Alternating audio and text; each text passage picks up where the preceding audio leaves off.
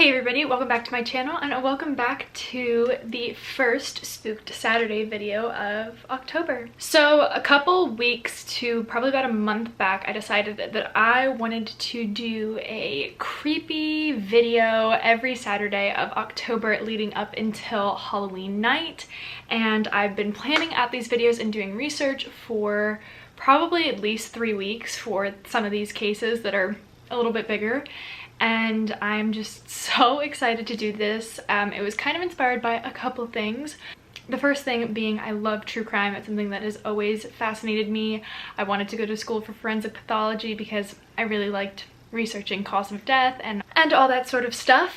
And the second thing being when I was at Barnes & Noble's a couple weeks back, I had seen a book about all unsolved conspiracy theories, unsolved deaths, crimes, and it was like the book annex section. So I thought I would do these videos. So the first one we're going to be covering today is one of the OG serial killer cases, and that is going to be the story of H.H. Holmes. I'm so excited. This is my first ever crime video I'm doing on my channel, and I hope that after October is done, if you guys enjoy them and I continue to enjoy making them, I will be doing one Spooked Saturday a month because they do take a lot of time and effort. But I have all of my notes here and we are going to get started with the case. So I will say that I have broken up this video into a couple major categories. I will have them listed here also as timestamps in the description box. And if for some reason you already know certain aspects of the case and want to get to different ones, I will have them all here just so you guys can follow along, because this is a super confusing case, and the more research I've done, the further back you go in time, the more things can get confusing, because back in the 1800s there weren't forensic testing and DNA evidence. It wasn't as technological as things are today, so I'm gonna try and keep the timeline as organized as possible for you guys, because this can be a pretty confusing case without that. So, as most of you might know, H.H. Holmes was America's first known serial killer, and that is what he is notorious for. He was a con man and a bigamist at that. I will get into his many marriages further on in the case. But at his sentencing, he was confirmed of killing 9 people, confessed to 27, but was rumored to kill over 200 people in his Chicago murder castle. Holmes was arrested in 1894 and was sentenced to death by hanging 2 years later in 1896. There are a few books, I believe, specifically about H.H. Holmes. The one that I saw the most of during my research was The Devil in White City, and that came out in about 2003. And there was rumored to be a movie or TV show accompanying it. I think Leonardo DiCaprio was supposed to be in it, but those are just little tidbits I found in my research. So, H.H. Holmes was actually born Herman Webster Mudgett, and he was born in New Hampshire on May 16th, 1861. He came from a very affluent family, was known for having a pretty wealthy upbringing, and he was extremely, extremely intelligent. He always, at a young age, had a fascination for medicine and the medical field, and some sources claimed that he participated in killing animals, which is a very common trait of serial killers. And it was rumored that his first victim was a childhood friend by the name of Tom. And essentially what had happened was Tom and Holmes and a couple other friends, I believe, were playing in an abandoned building or around this building, and Tom fell from a flight of stairs and died. And some sources say that Holmes was actually the one to push Tom off the stairs and was thus his first victim. But again, that is all speculation, so we're going to continue on. Holmes graduated high school at the age of 16, and after that he would work odd farm jobs with his father, who was a farmer, and there he met his first wife. Clara Lovering and Herman Webster Mudgett did get married and had one son together named Robert. But different sources said different things. Some said that Clara took her son and left Holmes, but other ones also said that he abandoned them. But there was never a final divorce, and that will be a running theme throughout Holmes's case. The most common consensus was that Holmes abandoned them, and that leads to why there was never a finalized divorce, but Continuing on, after that, Holmes attended medical school at the University of Michigan. He graduated from there in 1884, and some of his other earliest crimes were noted that he would steal either cadavers or like research skeletons that they had within the university and file fake insurance scams off of them so that he could collect life insurance policies off of these cadavers. So we are already pretty much set up for something interesting to go on. And after he moved in the summer of 1886 to Chicago, this is where Herman Webster Mudgett formally assumed the name Henry Howard Holmes, better known as H.H. Holmes. So in Chicago, under this new name that he took, he worked as a pharmacist under the E.S. Holton Pharmacy in Chicago. And while at E.S. Holton's pharmacy working, this is where Holmes met his second wife, Myrta Belknap. And they together had a daughter named Lucy, and this is his second wife that he is now marrying and not divorcing.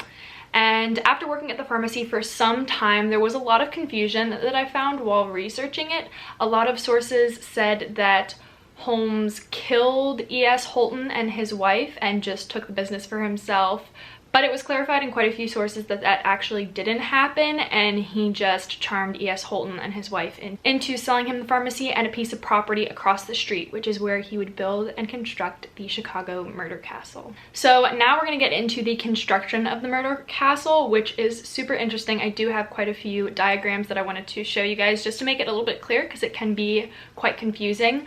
But in the property across from the pharmacy, this is where Holmes built the murder castle, and he would hire construction workers to build this castle. And how it was going to go was the first floor would be his pharmacy, his kind of medical office, but also there was going to be a jeweler's, just various shops of different sorts on the first floor. And then the second floor was going to be a hotel of sorts. So there were 35 rooms on this floor that were all made to disorient the hotel guests so that Holmes could later take them as victim and kill them. And then the third floor was kind of an unfinished space that Holmes used as his living quarters and kind of like an apartment. So while construction was going on, Holmes would hire various different contractors to work on only certain rooms within the second floor of this castle. And he would have them start construction, and then somewhere along the line, if they began to ask too many questions or he just thought that they were learning too much, he would fire them under the guise of it being their fault, whether they did something wrong, he didn't like it, they weren't working quick enough, and he would fire them so that he A, didn't have to pay for them, and B, he could continue construction midway to construct all of these trapdoors and hidden passageways that allowed for him to install gas chambers, hanging chambers, doors that led to nowhere, rooms that just had spikes on the walls, rooms that were giant hot boxes and would heat up. So many torture chambers this man had crafted.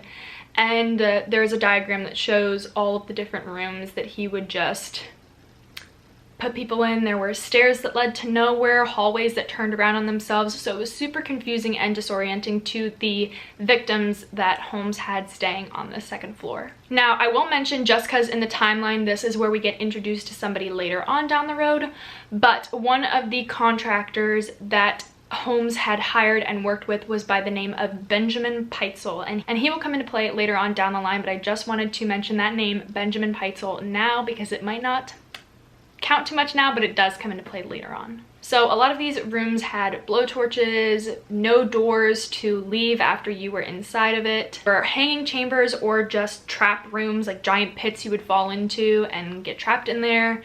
He had a giant vault door that he would lock you in and essentially just leave you to starve yourself. And then there were also rooms that had modified vents that he could use as like a gas chamber and just poison you through the vents. The basement floor was only accessible through a bathroom on the second floor, and this is where Holmes would dismember his bodies, cremate them, and really just torture these people. One of Holmes's favorite ways of, like, I guess, getting rid of the bodies was to take these bodies and completely dismember them, take off their skin, remove all of their major organs, and then clean and wash these skeletons, and then put a kind of salve or like cleaning treatment on it that would whiten the skeleton so that he could then sell them to medical universities, and they were getting skeletons for a little bit cheaper, not knowing that these were real human skeletons that Holmes had killed. So we're gonna get a little bit into victimology now that the scene is set and we can really just kind of envision where these crimes are taking place inside the murder castle. Now, Holmes typically went for younger female victims. That was just what he went for a lot of the time, and he would go about seducing and getting these women in one of two ways. The first being engagement. He would use his charm, wit, his good looks, his brains to convince these women and coerce them into being his fiance, and this was so that he could get them to sign away their assets to him, and then they would mysteriously disappear. And the second way was through employment. Now, Holmes did this with pretty much virtually all of his employees. He would have them sign life insurance policies and claim him as the only sole beneficiary. So if anything happened to them, all of his employees' assets would go to Holmes. So one of the largest collectings of Holmes' victims was during the 1893 World Columbian Exposition, and this was a huge exposition that came to Chicago and brought in hundreds of thousands of people to this exposition. And back in the 1800s, there wasn't Airbnb and, you know, online booking where you could just kind of book a room for the night, and there were no telephones, so you couldn't call and book a room either. So basically what would happen was when these expositions came to town, people would just immediately go to these hotels and try and get a room for the night. Now, Holmes would actually go to this exposition and kind of seek out different victims so that he could get them to stay at his hotel. Sorry for the slight camera angle and change. My camera battery died. Like I said, this is going to be a long video, so we're going to continue on. So he would go to these expos and get these women and invite them, kind of like seek out his victims and choose which ones he wanted to spend the night at his murder castle so that he could kill them. And like I said, it was one of the two ways. He would either offer these women employment at his business, or he would engage, like propose to them. And it was even reported that at these expositions he would get down and propose to these women. And this is no surprise for Holmes.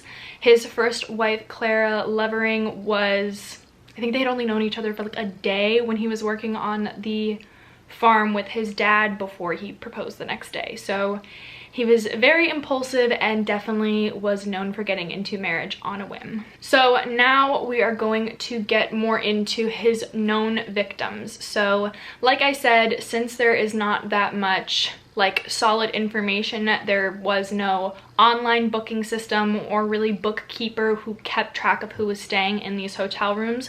We don't really know that many names of the victims that Holmes had taken, but there are at least 4 confirmed victims that we have their names and their stories. So we're going to briefly go over them, and it does tie into the rest of the story. So Holmes' first known victim was Julia Smith, and Julia was actually the wife of a jeweler in Holmes's shop. So Julia Smith was married to Ned Connor, one of the jewelry workers at the shop, and while they were married, Holmes actually started flirting with Julia, and they got together in an engagement, and Ned found out about this and was not happy, so he packed up and booked it and left Julia with Holmes and their 6-year-old daughter Pearl. So definitely not in the best hands, but Holmes and Julia continued their relationship, and Julia actually fell pregnant. And Holmes performed an at-home abortion on Julia. Since he was this medical doctor, he was like, I can perform the abortion, and Julia did not survive, and Pearl was never seen again either. And the same thing happened with another victim. So in 1892, Emmeline Singrid was the same case as Julia was the year prior. And Emmeline was Holmes' former secretary that he eventually proposed to. They were in an intimate relationship and Emmeline fell pregnant, and again Holmes performed an at-home abortion that Emmeline did not survive from. And the final and next two known victims of H.H. Holmes were Minnie and her sister Nanny Williams. So this is kind of a little bit of a confusing and a more lengthy story, but Holmes met Minnie at this exposition and Minnie fell head over heels in love. Now her sister Nanny was back living in Boston, and Minnie would write these letters to her sister every single day talking about how she had met this man and fell in love with him. And the reason Holmes was with Minnie was because Minnie had told Holmes that she owned a lot of property in Texas, and Holmes, being the greedy man he was with all of his prior insurance scams and selling fake cadavers and skinning these bodies and selling them to medical campuses, wanted that property. But the only catch was Minnie was not the only person's name on the deed. It was a split deed with her and her sister Nanny. So even if Holmes did marry or kill Minnie, he would still only be third in line to the property in Texas. So Holmes took it into his own hands to reach out to Nanny and say, come from Boston to Chicago, I'll pick you up, you can surprise your sister, it'll be a really, really nice thing to do. So he brought Nanny to Chicago, picked her up and took her to the hotel, and when they got there he brought her up to one of the rooms and was like, settle your stuff down, come down to this hall, Minnie is just in another room. And he locked her in that giant vault door I had been talking to you guys about, and he actually had rigged it to have like vents or little like tubes that he would pour vats of acid into. So the reason we know Nanny was one of Holmes' confirmed victims was because when investigators actually went in after Holmes was caught and arrested to the murder castle, they could actually see imprints of Nanny's foot like burned into the ground and the door with the acid. So it's really, really sad to think about, and at the time this was happening to Nanny, Minnie was actually only a couple rooms down the hall when her sister was being murdered. And then after this, Holmes was able to get rid of and kill Minnie and had the property to himself. All right, so now we are getting into kind of the end of H.H. Holmes' terror. This is where Benjamin Pitezel and the property that Minnie had come into play, so keep this in mind. So while still being in Chicago and at the murder castle, Holmes was feeling a lot of heat from some of the insurance companies because he had pulled out all of these insurance claims on his employees who that mysteriously disappeared, or he had gone to all these insurance companies claiming assets of his former fiancés that also mysteriously disappeared. So H.H. Holmes was definitely on these insurance companies' radar, and he really was feeling the heat, so he booked it out of Chicago. And he started heading on down to the property that he had gotten from Nanny and Minnie down in Texas. Now, he kind of bounced around on his way down to Texas. So a couple things happened along the road. One of which being he stole some horses from a farm, which later would come back to bite him in the butt. But he also met his third and final wife, who went by the name of Georgiana Yoke, and she was Holmes's third and final wife.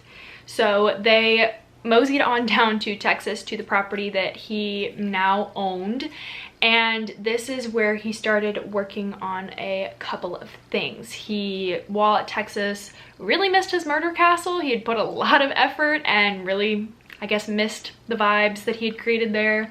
So he was kind of in the back of his head thinking about creating like another Texas murder castle. And he was also working on pulling off his biggest insurance scam yet with Benjamin Pitezel. So like I mentioned earlier, Pitezel was one of the contractors. That's how he met Holmes.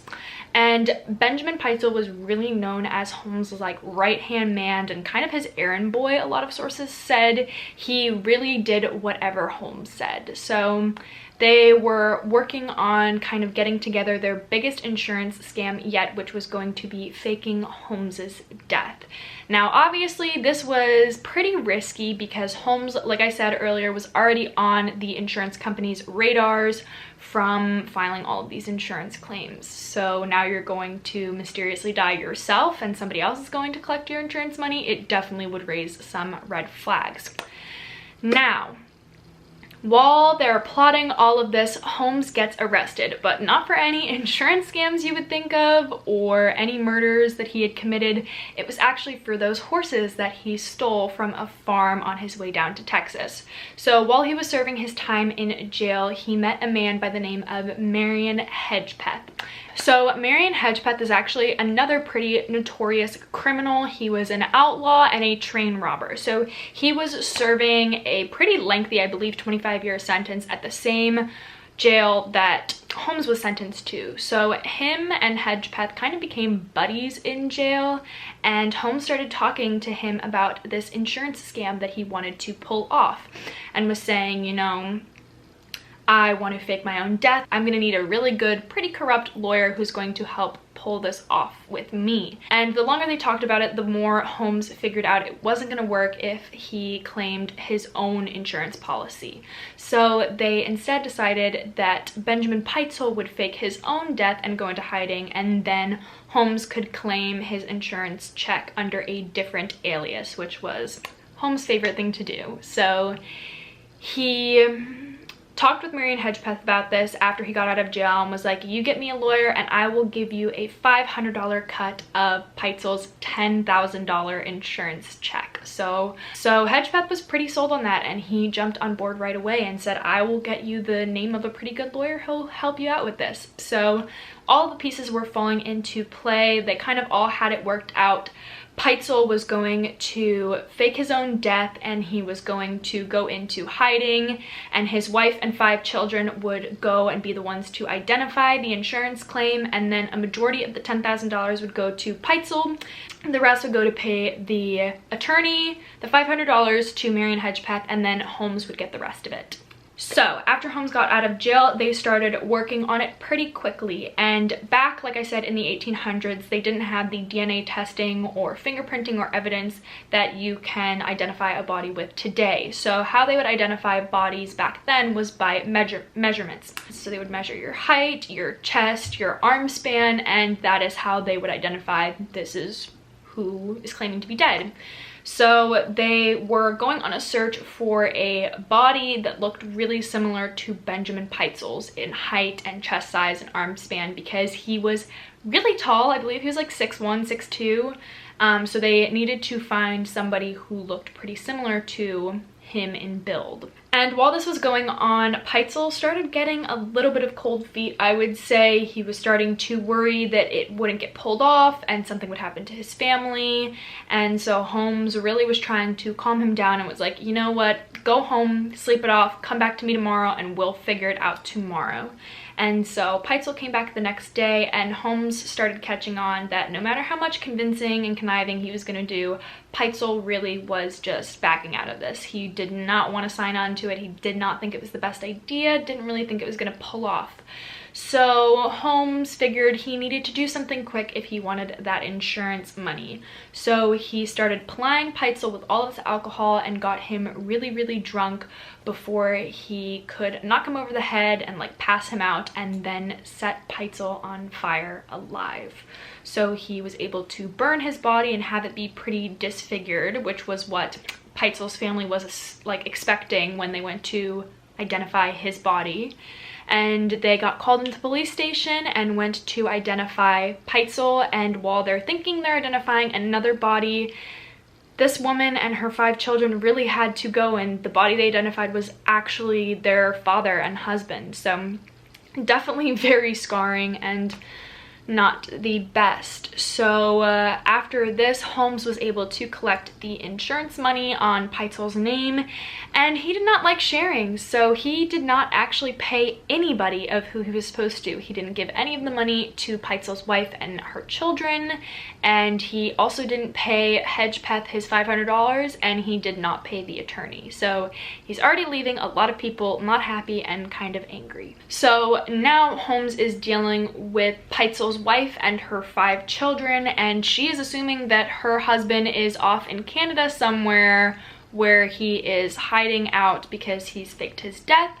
And so basically Holmes tells her that she needs to split up. So she takes her oldest and youngest child, and Holmes takes the 3 middle children, and they kind of split up, and he says we need to bounce around, you know, try and get the tail of anybody who might have noticed off of us so that we don't get caught in this. And so she heads up to Canada with her 2 children, the oldest and the youngest, and Holmes is with the 3 middle children. So while they are heading up there, keep in mind the deception that this man is pulling off. So he has the 3 middle children, and he is dropping them off at, you know, different houses each night, and then he will drop the kids off and go meet with Peitzel's wife and make sure that they are dropped off at a different house, and then he would come back at the end of the night to spend the night with his wife Georgiana, because she does not know any of this is going on either. So there's definitely a lot of deception and confusion that is going on. So like I said, they are heading up on into Canada, and Holmes really did not like tagging these 3 little children along with him. And their names were Alice, Nellie, and Howard. And so Howard was actually the first one to be killed. There wasn't too much on how Howard was killed, but it was reported that he was the first one, and then Alice and Nellie were killed by Holmes locking them in a trunk and digging one singular hole into it and then pouring gas to essentially kill both of the girls. So he definitely had no remorse and no qualms about killing anybody. So he actually buried the girls and the box inside of the cellar of one of his homes in Canada. Like I said, he had property everywhere, and that's actually how they were able to identify the girls. And at the same time, while, you know, Mrs. Peitzel is with her, you know, youngest baby and her oldest child, she is, you know, thinking that these children are in capable hands, and, you know, she's going to be reunited with her 3 children and her husband soon, and her kids are dead at this point, which is really, really hard and unfortunate to hear. So, and basically how Holmes ended up getting caught was by a couple of things. First, an investigator was assigned to the case of what happened to Benjamin Peitzel, and it was all kind of tying back to Holmes. You know, those skeletons that he had submitted fake insurance claims under, they were realizing those are real skeletons, missing persons. And then Marion Hedgepeth, remember that name, he was not happy about the fact that he did not get his $500. And I don't know if I mentioned earlier, but the $10,000 that Holmes got in Peitzel's life insurance policy is around $296,000 in today's US dollars. So a lot of money we're talking about here that Holmes had all to himself. So this detective was assigned to the case in finding Holmes and these 3 missing girls now that Mrs. Peitzel and her 2 children were not being reunited with the other kids, and really getting no information on when they would meet back up with Benjamin Peitzel. So this is all really starting to unfold, and there is where they find, like I said, the 2 bodies of Alice and Nellie. So now a detective is meeting up with Mrs. Peitzel, having to tell her, you know, the body you identified is actually the body of your husband. So she's dealing with that grief. Now she knows her 3 children, who she is unaware yet that they are all dead, is with this man who claimed to be helping out her family but really killed her husband. And she just must have been in so much distress at that point. I can't imagine feeling so much trust in somebody and then realizing you've left everything with them. So after finding Alice and Nellie's body, this detective was then, you know, able to connect Holmes back to the murder castle, and now they're investigating it. And with the information that Marion Hedgepeth has given them, now they are really ready to make an arrest and wrap things up. And once this detective finally caught up to Holmes, they realized it was just him and his wife, no 3 children. So in July of 1895, Henry Howard Holmes was arrested for the murder of Benjamin Pitezel. And in October of the same year, his trial began. Now, this man really just did not stop even when the trial began. There was so much confusion really with the investigators trying to get information out of Holmes, because he kept changing his story, saying, you know, I killed, you know, just the 2 people, then would change it to I killed 12, to I killed 20, to back to 7, to 2. And he confessed to 27 murders, which he was actually paid by a newspaper outlet $7,500 to make this confession so that they could start printing America's first known serial killer confessed to 27 murders. So that just really shows you how corrupt the journalism was, especially in this age, and that there was ulterior motive, and Holmes was really just ready to say anything and do anything for a couple bucks. So like I said, his whole interrogation and confessions were super contradictory. He claimed on various accounts that he was possessed, that he had the devil inside of him, and they never got a serious answer, like I was saying, as to the amount of victims. So it was definitely confirmed his 7 victims, being the 3 Pitezel children, Minnie and Nanny, and then the 2 women who he was engaged to, Eveline and Julia. So those 7 were confirmed, and then the most he confessed to during these the trial and the investigation was 27. But after investigators looked at the murder castle and all of the insurance claims he made, it is suspected that he is guilty of more than 200 victims. So really it does get unsure and mucky here, because like I said, back then in the 1800s, you weren't able to have records. They don't know even who went in and who didn't come out of the murder castle. So it is really hard in that aspect. So like I said, as his trial continued and came to a close, he just made a lot of loud and ridiculous claims, like that he had the devil in him and his actions were devil-like, which they were, but I don't think that that was a valid excuse that, you know, you had the devil in you to murder 200 people. So while the trial went on throughout the year, he was finally sentenced to death by execution in May of 1896, and he was hung on May 7th in Moyamensing prison. And death by execution is really not that common, especially in 2020, but back then it wasn't as humane or ethical as it is today. So like I said, Holmes was sentenced to execution by hanging, and when they would hang these people in prison, they would tie the noose and have them kind of stand off of a platform or a height, so that when they would drop and the noose would cinch around their neck would snap. But when Holmes was executed and he stepped off the height, his neck actually did not snap. So he was struggling and suffering for like 15 minutes. And after 20 minutes of hanging there, he was finally pronounced dead. So definitely got what was coming to him with all that he did in his life. Did not have a pleasant ending, and I don't know, you guys tell me, it might be fitting. So just a couple other things about his death. Before execution, Holmes requested that he be buried in a 10-foot grave, which the normal grave depth, I believe, is 6 feet.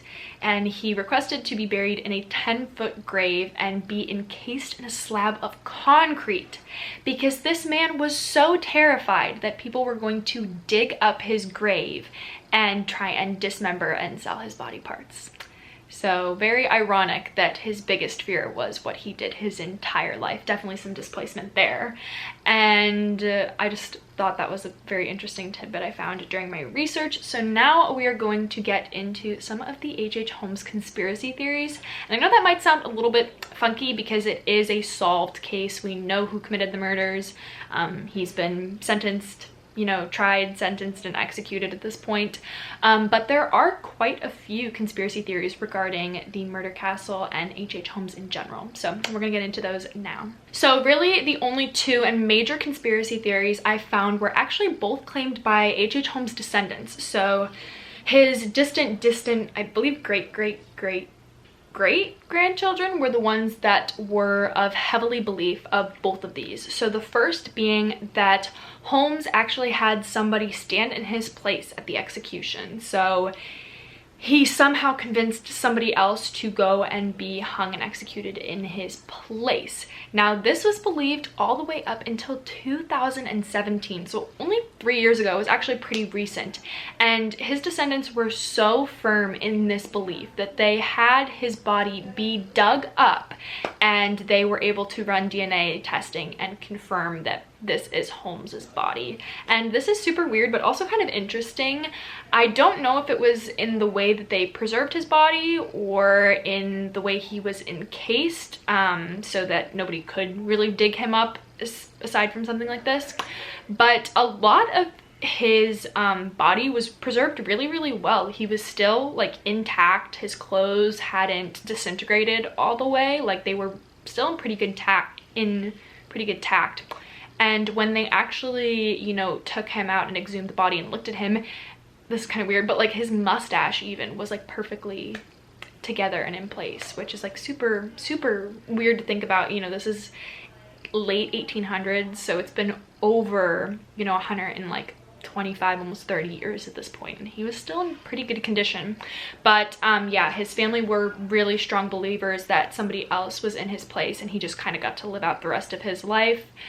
And that was debunked, like I said, in 2017 when they exhumed the body. So now we have the second conspiracy theory that his descendants very strongly believe, and that is that H.H. Holmes and Jack the Ripper are actually the same person. So in case you guys do not know who Jack the Ripper is, I'm not going to go into it too in depth because this video is already, I've been filming for like an hour at this point. I'm not going to go too into depth. But Jack the Ripper was the UK's most notorious serial killer left unknown. So to this day, they still have no clue who committed the Jack the Ripper murders. And the reason that H.H. Holmes' descendants believed this so heavily was because Holmes was a very wealthy man, and he actually had quite a few friends in London where these murders were taking place. And Jack the Ripper was active from about 1888, so it does fit in the timeline. It is theoretically possible that, you know, Holmes could have traveled to London and committed these murders, because you have to think about it from a couple different aspects. The first being, if you were, you know, serial killers are such narcissistic and full of themselves people that, one, they're killing and not getting caught. I don't think that they would just stop without reason. So it would be very strange that, you know, these Jack the Ripper murders were pretty consistent, and I believe there were the Nautical 5 were tied to Jack the Ripper and confirmed as like all being connected to him. And I don't think you would kill 5 people and then kind of just give up and say, you know, I'm gonna go back to living a normal life. But if you were on a vacation of sorts and were visiting London and you were able to commit these murders, that would really make a little bit of sense. And the next thing that really kind of solidified this for his family was that Jack the Ripper and H.H. Holmes were both very medicinal people. A lot of the Jack the Ripper murders consisted of removing whole organs. There was even one victim in which their entire uterus was perfectly like removed, and it was done in a short span of time, because from the time that the person was murdered to the time the police got on site was very short, and it was done like cleanly, like very medically. It was how the organs were removed. So H.H. Holmes does have that medical school background, so it could be possible that he was the one to commit these and then just, you know, spend his time in London, murder a couple people, and then head on back to Chicago to continue his murders at the murder house. Now, the evidence that the descendants have of H.H. Holmes is the diaries that he wrote in, that they got a lot of, you know, passed down. They have H.H. Holmes's diaries was actually compared with the Dear Boss letters, which was a really big piece of evidence that was in the Jack the Ripper case.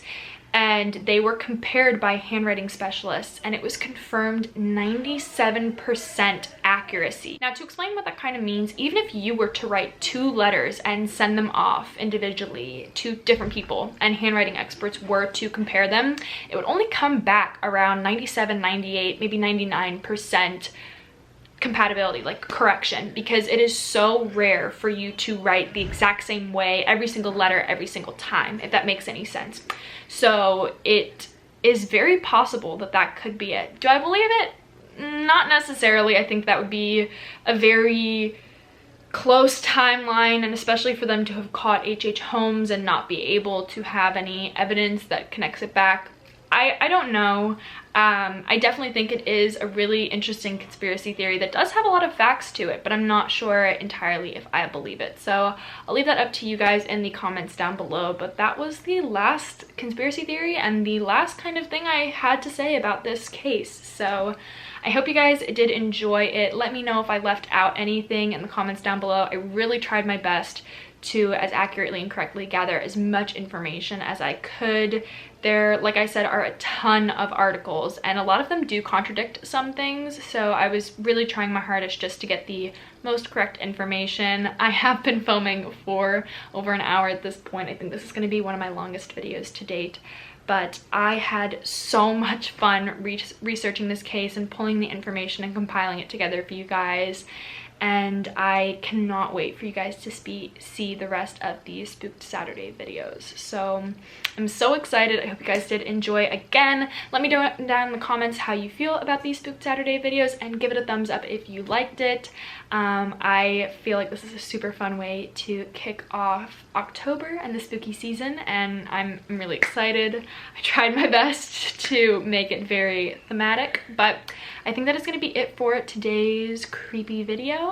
Like I said, I hope you guys enjoyed as always. I hope you guys are having a good day, and I will see you in my next one. Bye guys.